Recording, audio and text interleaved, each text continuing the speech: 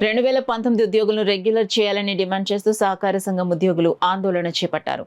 GO 36 అమలు చేయాలని కోరుతూ ఉద్యోగులు ధర్నా నిర్వహించారు. కాకినాడ జిల్లా సహకార కార్యాలయం ఆంధ్రప్రదేశ్ రాష్ట్ర వ్యవసాయ సహకార సంఘాల ఉద్యోగుల జేఏసీ పిలుపు మేరకు జిల్లా సహకార కార్యాలయం వద్ద ఉద్యోగులు సిఐటి ఆధ్వర్యంలో జీవో నెంబర్ 36 తక్షణ అమలు కోరుతూ ధర్నా నిర్వహించి డీసీఓ శ్రీనివాసరెడ్డికి వినతిపత్రం అందించారు. ఈ సందర్భంగా సహకార ఉద్యోగుల సంఘం జిల్లా అధ్యక్షులు కె ఆదినారాయణ, సిఐటి జిల్లా అధ్యక్షులు దువ్వా శేషబాబు మాట్లాడుతూ 2019 పే రివిజన్ తక్షణం అమలు చేయాలని, సుప్రీంకోర్టు తీర్పు ప్రకారం ఉద్యోగులకు గ్రాడ్యుటీ చెల్లించాలని, 62 సంవత్సరాలకు పదవీ విరమణ వయసు జీవోను అన్ని సహకార సంస్థలు అమలు చేయాలని, 2019లో చేరిన ఉద్యోగులను పర్మనెంట్ చేయాలని అనేక సంవత్సరాలుగా డిమాండ్ చేస్తున్న ప్రభుత్వాలు పట్టించుకోవడం లేదని ఆవేదన వ్యక్తం చేశారు.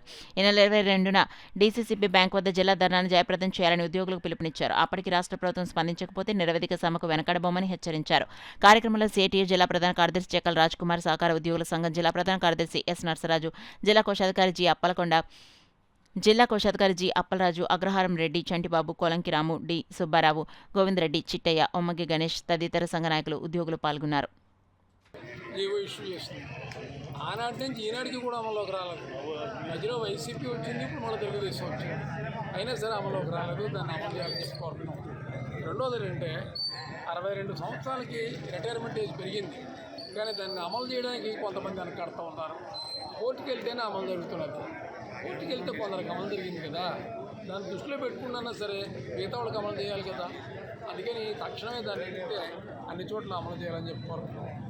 మూడోది ఏంటంటే గ్రాట్యుటీ. చట్టమేమో గ్రాట్యుటీ చట్టం చెప్పేది వేరు, రాష్ట్ర ప్రభుత్వం చెప్పేది వేరు. రాష్ట్ర ప్రభుత్వం గ్రాట్యుటీ ఒకే చేస్తూ జీవో ఇచ్చింది. దాని ప్రకారం 2 లక్షలు ఇస్తారు. కానీ గ్రాట్యుటీ చట్టం ప్రకారం 5 లక్షలు, 6 లక్షలు, 7 లక్షలు రావాలి. చట్టాన్ని వైలేట్ చేస్తూ జీవో తీసుకొచ్చారు పొరపాటు. యాక్చువల్ చట్టాన్ని అమలు చేయాలని చెప్పి కోరుతున్నాం.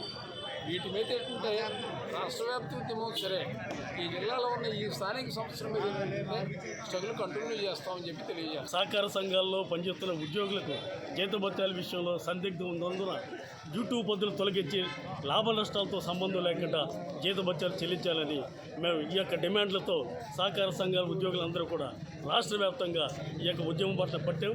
మరి ఈ రోజున 16వ తారీఖున డీసీఓ ఆఫీస్ కార్యక్రమం అనంతరం అప్పటికీ సమస్య పరిష్కారం కాకపోతే 22 జిల్లా బ్యాంకు వద్ద మా యొక్క ధర్నా కార్యక్రమం ఉంటుంది. అప్పటికి ప్రభుత్వం ముందుకు రాని వల్ల విజయవాడలో ధర్నా చౌక్ దగ్గర మహాధర్నా జేఏసీ ఆధ్వర్యంలో జరుగుతుంది. ఆ తదనంతరం ప్రభుత్వం యొక్క నిర్ణయం మేరకు ముందుకెళ్తాం. సమస్య పరిష్కారం రోజుకోకపోతే 26 జిల్లాలు కూడా 26 రోజుల రిలే దీక్షలు కూర్చుంటాం. తదనంతరం నిరవధిక సమ్మె.